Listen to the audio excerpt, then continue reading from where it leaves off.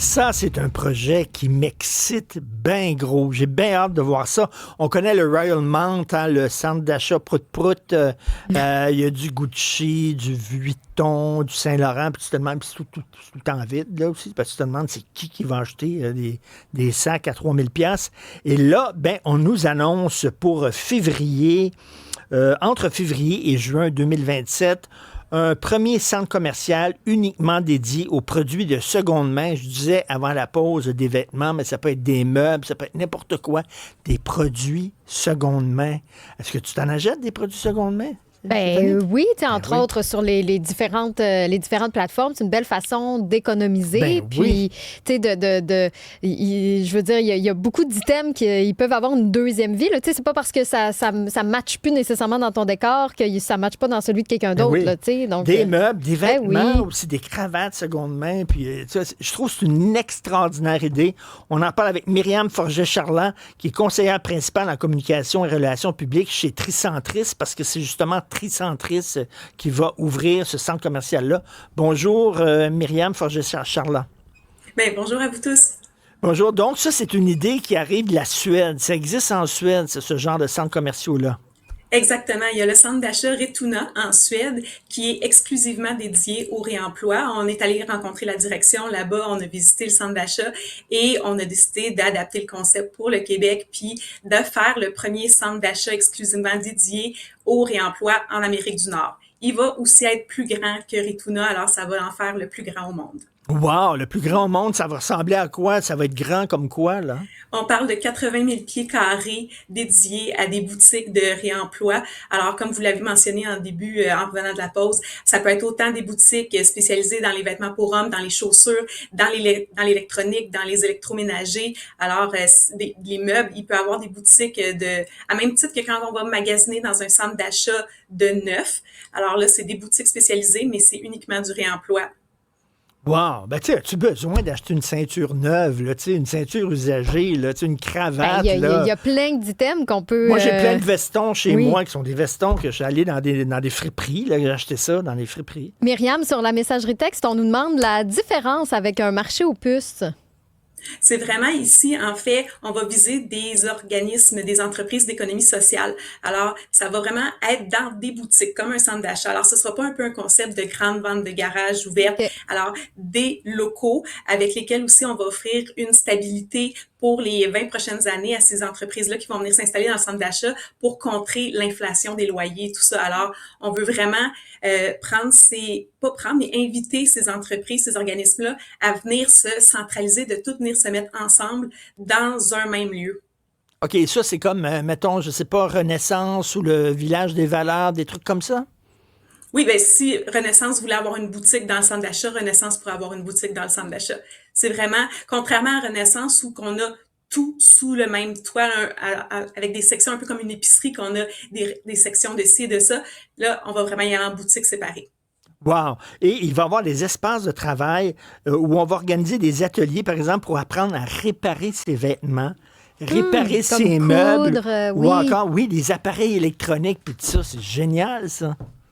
Absolument. Chez Tricentris, ça fait près de 30 ans qu'on est dans le recyclage. On avait des centres de tri au départ, on les a encore, mais on a décidé depuis 2 ans de faire vraiment un repositionnement stratégique. Puis ça fait 30 ans qu'on est dans le troisième des 3 R. Alors là, on s'attaque aux 2 premiers R, soit la réduction, le réemploi. Puis ça inclut la réparation également. Alors oui, vous avez mentionné, on va avoir des Fab Labs aussi pour permettre aux gens qui sont, par exemple, en condo ou en appartement, qui n'ont pas nécessairement l'espace pour entreprendre des projets de retaper son meuble ou de faire des choses comme ça, et des ateliers de réparation pour apprendre aussi. C'est des arts qui se perdent avec les années. Alors, d'apprendre juste à coudre un peu, réparer ses petits électroménagers, des choses comme ça. Alors oui, et on veut aussi intégrer dans ce centre d'achat-là une épicerie anti-gaspi.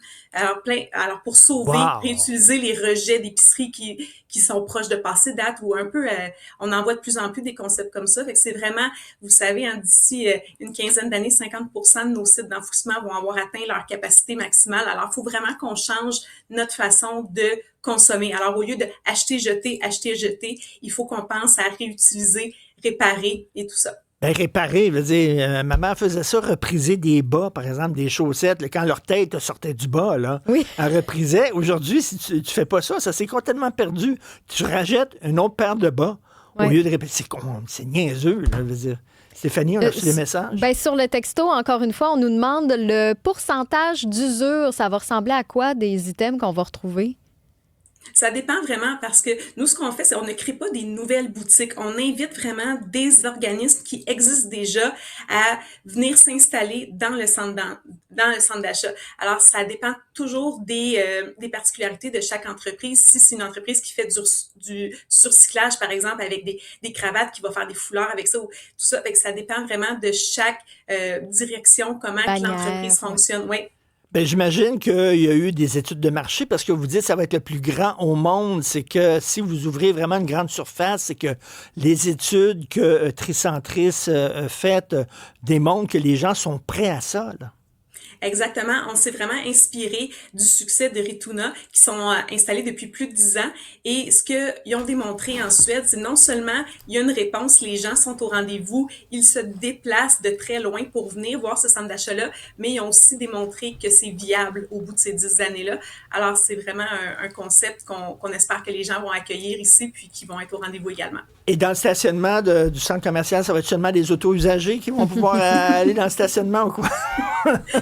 Non, on souhaite vraiment rejoindre le plus grand pourcentage de gens, autant les gens qui sont déjà des adeptes de réemploi que ceux qui pourraient être un peu plus frileux, puis que peut-être que là, avec une expérience de magasinage un peu modifiée, peut-être qu'ils se laisseraient tenter à expérimenter le réemploi. Ben c'est sûr, mais vous savez, là, le PO qui va être notre prochain invité, Pierre-Élevé Zappa, nous dit souvent que dans les stationnements de Dolorama, maintenant, on voit des autos de luxe. Hein. De plus en plus, même les gens commencent à prendre le virage. Je veux dire, à Outremont, ma chère, maintenant, il y a un maxi. Là.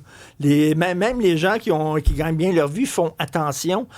Ça va être où? Ça va être dans quel coin? C'est à Montréal ou quoi? Non, ça va être à Saint-Jérôme, dans les Laurentides, tout près de l'autoroute 15, alors facile d'accès. Puis comme vous mentionnez, là, maintenant, le réemploi, c'est accessible. Tout le monde se tourne un peu vers ça. Et c'est ce qu'on veut, justement. On veut que le réemploi, ça devienne plus un choix par défaut, mais un premier choix.